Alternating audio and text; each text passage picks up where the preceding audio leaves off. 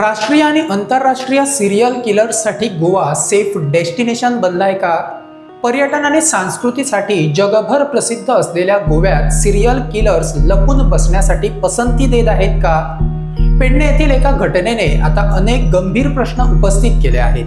गोव्याच्या इतिहासात 1986 साली एक कुख्यात सिरियल किलर पकडण्यास पोलिसांना यश आलं होतं. तेही गोव्यातील आंतरराष्ट्रीय सुप्रसिद्ध असलेल्या रेस्टॉरंट ओ पोकेरोमध्ये.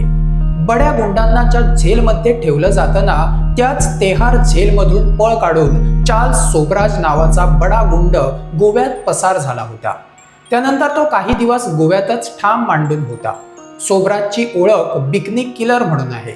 त्यानंतर गोव्यात 1994 ते 2009 पर्यंत गाजलेले दुसरी लव्ह स्टोरीचे रूपांतर सिरियल किलर मध्ये करणारा महानंद नाईक. महानंद नाईक हा एक रिक्षा ड्रायव्हर, रूपाने देखणा, सहज मुलींना स्वतःच्या प्रेम जाळ्यात ओढून घ्यायचा.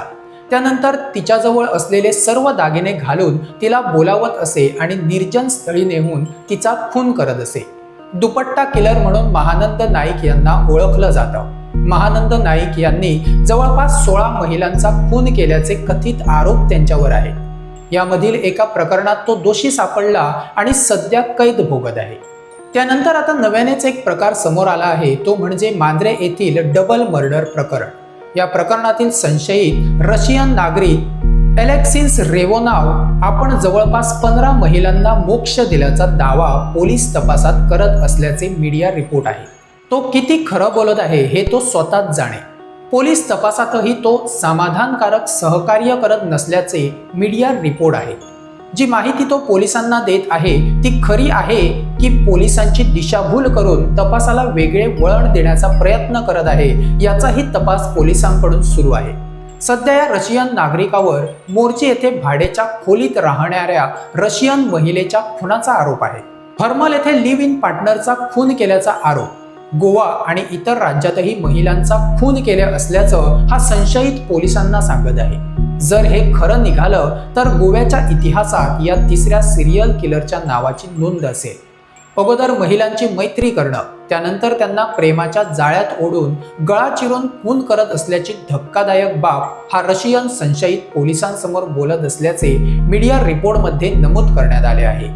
या प्रकरणाबद्दल अपप्रचार किंवा खोट्या बातम्या छापू नयेत असे आवाहन पोलिसांकडून करण्यात आले. मात्र जे रिपोर्ट वृत्तपत्रांमध्ये छापून येत आहेत त्यांच्यावर आक्षेप घेत ते खोटं असल्याचंही पोलिसांकडून स्पष्ट केलं जात नाहीये. या प्रकरणावरून एकंदरीत सुप्रसिद्ध अशा पर्यटन स्थळ गोव्याच्या प्रतिमेवर हा चिखल फेकला जात आहे. पोलीस यंत्रणा कशा काम करतात त्याच्यावरही प्रश्नचिन्ह उपस्थित होत आहे. गोव्यात पर्यटक म्हणून लाखो करोडो पर्यटक गोवा पिंजून काढण्यासाठी दरवर्षी गोव्यात येतात.